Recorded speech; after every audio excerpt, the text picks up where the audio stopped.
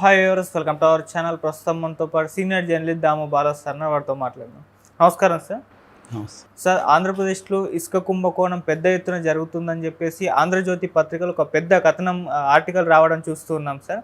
అసలు ఏంటి ఇసుక కుంభకోణం? మరి ఇప్పుడు చంద్రబాబు నాయుడు గారు అధికారంలో ఉండక కూడా ఇది జరుగుతుందంటారా? మరి దాని పట్ల ఆయన రియాక్షన్ ఏ విధంగా ఉందంటారు సార్? ఆంధ్రజ్యోతిలో ఇసుక సీరియల్ చిటీ 2500 అని టైటిల్ పెట్టి ఒక కథనం వచ్చింది. నిజానికి అది అందరూ షాక్ అయ్యారు. ఎందుకంటే ఆంధ్రజ్యోతి అంటేనే తెలుగుదేశం పత్రిక, అఫ్సియల్ పత్రిక కాకపోయినా అనఫ్సియల్గా అది తెలుగుదేశం పత్రిక. అఫ్సియల్ పత్రిక ఉంటే కూడా అలాగా పనిచేయలేదు. సాక్షి ఫర్ ఎగ్జాంపుల్ వైసీపీకి అఫ్సియల్ పత్రిక అయినా కూడా ఆంధ్రజ్యోతితో పోలిస్తే సాక్షి బలహీనం అని అందరికీ తెలుసు. అంత స్ట్రాంగ్గా ఉండే పత్రిక ఇసుక కుంభకోణాన్ని గురించి డీటెయిల్గా రాశారు కథనం.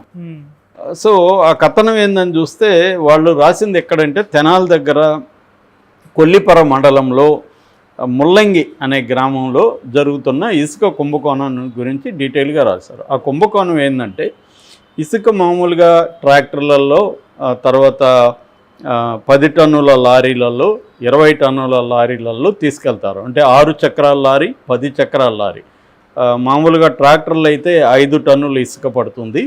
6 చక్రాల లారీలు అయితే 10 టన్నుల ఇసుక పడుతుంది. 10 చక్రాల లారీలు అయితే 20 టన్నుల ఇసుక పడుతుంది. ఒక్కొక్క మామూలుగా అయితే ఇసుక అనేది కంప్లీట్లీ ఫ్రీ అంటే అర్థం ఏంటి? అక్కడ కూలీ వాళ్ళు ఇసుక ఎత్తి కూలీ ట్రాక్టర్లో పోయాలి, ట్రాక్టర్ బాడుగా కట్టాలి, మళ్ళీ లోడింగ్ అన్లోడింగ్ ఈ వ్యవహారాలకన్నిటికీ డబ్బులు అయితే పే చేయాలి. అయితే ఇక్కడ ఇంకొక దందా గురించి వీళ్ళు రాశారు. అదేంటంటే సీరియల్ చీటీ దందా. సీరియల్ చీటీ అంటే సిబ్బంది ఉంటారు దీన్ని ఆర్గనైజ్ చేయడానికి. ఇసుక ఫ్రీ అంటే ఎవరి పార్టీకి వాళ్ళు తీసుకెళ్ళిపోవడం కాదు, ఒక ఆర్గనైజ్డ్గా చేయాలి. అందుకని పోలీసులు, రెవెన్యూ శాఖ అధికారులు వీళ్ళు అక్కడ ఉంటారు. వీళ్ళ ఆధ్వర్యంలోనే జరుగుతుంది.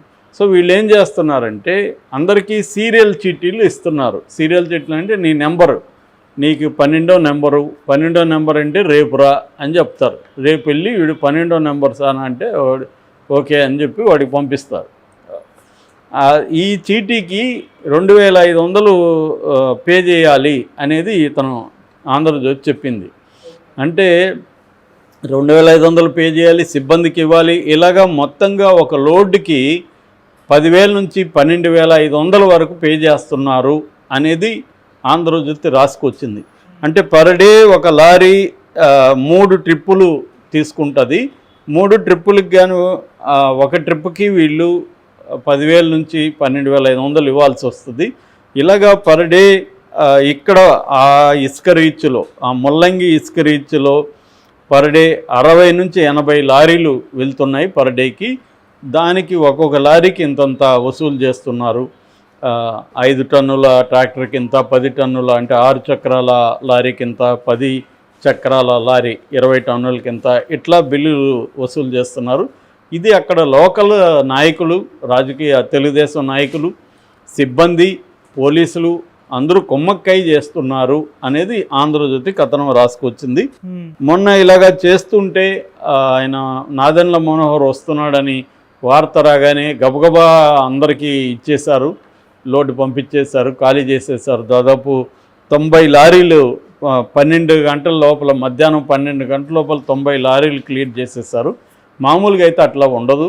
సో డబ్బులు ఇచ్చిన వాడికేమో వితిన్ 1 అవర్లో వాడికి డెలివరీ పంపించేస్తారు. డబ్బులు ఇకపోతే మాత్రం 3 రోజులు, 4 రోజులు, 5 రోజులు ఇలా తెప్పిస్తూ ఉంటారు. ఇది జరుగుతూ ఉంది పెద్ద ఎత్తున కుంభకోణం అనేది చెప్పారు. అంటే వీళ్ళు ప్రభుత్వాన్ని ఏమి అనలేదు ఆంధ్రజ్యోతి. ప్రభుత్వం చేస్తున్న పని కాదు ఇది, లోకల్ నాయకులు చేస్తున్న పని అనేది ప్రధానంగా రాసింది. ఇది నిజానికి ఆంధ్రజ్యోతిని మనం అప్రిషియేట్ చేయాలి. వాళ్ళు సపోర్ట్ చేసే ప్రభుత్వం అయినా కూడా ఆ ప్రభుత్వంలో కింది స్థాయిలో ఎట్లా జరుగుతుంది అనేది రాయడం ద్వారా చంద్రబాబు లాంటి వాళ్ళ దృష్టికి ఇది వెళ్తుంది. యాక్చువల్గా చంద్రబాబు ఇసుక కుంభకోణానికి ఇసుక పాలసీకి సంబంధించి చాలా స్ట్రిక్ట్గానే ఉన్నాడు. మొన్న కూడా ఎమ్మెల్యేలకి వాళ్ళందరికీ కూడా వార్నింగ్ ఇచ్చాడు, మీరెవరు ఇసుక విషయంలో ఇన్వాల్వ్ కాకండి అని చెప్పి. కానీ ఇక్కడ మనం ఓవరాల్గా ఒక పిక్చర్ మనకు అర్థమవ్వాల్సిందంటే జగన్ పీరియడ్లో జగన్కి బాగా బ్యాడ్ నేమ్ తెప్పించిన 2 స్కీములు ఉన్నాయి. ఒకటి మద్యము, 2 ఇసుక. అది వాళ్ళే ఒప్పుకునేవాళ్ళు. వైసీపీ వాళ్ళే సార్ మాకు ఇసుక కొంప ముంచుతుంది, మద్యం కొంప ముంచుతుందని. ఎందుకంటే మద్యం అనేది పిచ్చి పిచ్చి బ్రాండ్లంతా చేసి దానికి రేట్లు బాది, డబ్బులు త్రిబుల్ బాది, దాంట్లో విరక్తి, జీవితం మీద విరక్తి వచ్చే విధంగా చేశాడు జగన్. రెండవది ఇసుక గవర్నమెంట్కి డబ్బులు వచ్చే దానికోసం, ఎందుకంటే రెవెన్యూ కావాలని అంతకుముందు తెలుగుదేశం పెట్టిన ఉచిత ఇసుక విధానాన్ని రద్దు చేసి కాంట్రాక్టులకు ఇచ్చేసి, దాంతో అక్కడ లోకల్ లీడర్లు పెద్ద ఎత్తున ఎంటర్ అయిపోయి ఇసుక దొరకకుండా స్కార్సిటీ వచ్చి గందరగోళం క్రియేట్ అయింది ఇసుక పాలసీ. ఇప్పుడు తెలుగుదేశం వాళ్ళు మళ్ళీ ముందు వాళ్ళ 2014-19లో ఏ విధానం ఉందో అదే విధానం, ఇసుక ఫ్రీ విధానం, దాన్ని పెట్టారు.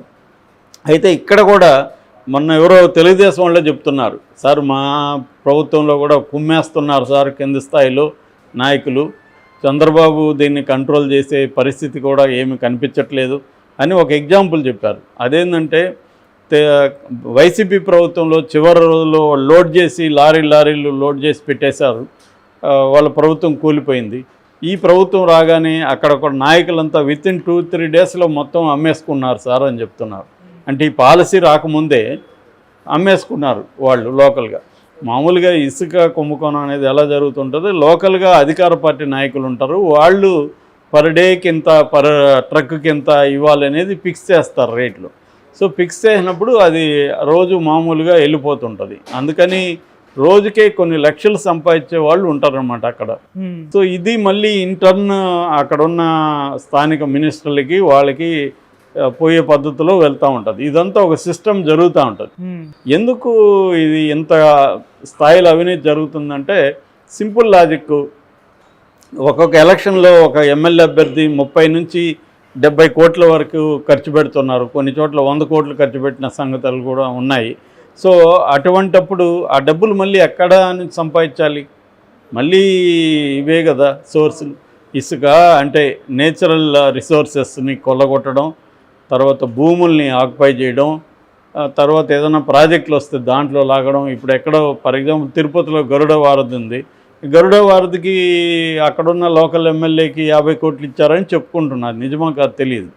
సో ఇలాగా కాంట్రాక్టుల దగ్గర నుంచి, కంపెనీల దగ్గర నుంచి లాగడం ఒకటైతే, అక్కడ నేచురల్ రిసోర్సెస్ని ఎక్స్ప్లాయిట్ చేయడం అనేది ఒక మెథడ్.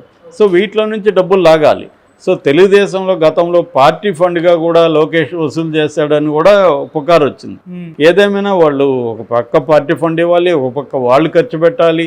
ఇన్ని చేసి ఫైనల్గా గెలిచిన తర్వాత సంపాదించుకోకపోతే ఎలా ఉంటుంది? కాబట్టి ఏ ప్రభుత్వం వచ్చినా, అది వైసీపీ, తెలుగుదేశమా, కాంగ్రెసా, బీజేపీనా, బీఆర్ఎస్ఆ, ఏ ప్రభుత్వం ఉన్నా కింది స్థాయిలో ఎమ్మెల్యేలు ఖర్చు పెడుతున్నారు, ఎంపీలు ఖర్చు పెడుతున్నారంటేనే వాళ్ళు వాళ్ళ నియోజకవర్గంలో రిసోర్సెస్ ఎంత ఉన్నాయి, మనం ఎంత సంపాదించుకోవచ్చు అని ఒక లెక్క లేకుండా ఖర్చు పెట్టరు. ఆ ప్లాన్తోనే వాళ్ళు ఖర్చు పెడతారు. ఇది మళ్ళీ తీసుకోవడమే. కాబట్టి చంద్రబాబు కంట్రోల్ చేస్తాడనేది ఉత్తుదే, ఆయన కంట్రోల్ చేయలేడు. ఊరికే పబ్లిక్ తెలిసే విధంగా చెప్పడం తప్ప ఆయన కంట్రోల్ చేయలేడు. 2014 నుంచి 19లో కూడా చంద్రబాబుతో ఇదే సమస్య, ఆయన కంట్రోల్ చేయలేకపోయాడు. జగన్ అయినంతే, జగన్ కూడా కంట్రోల్ చేయలేకపోయాడు.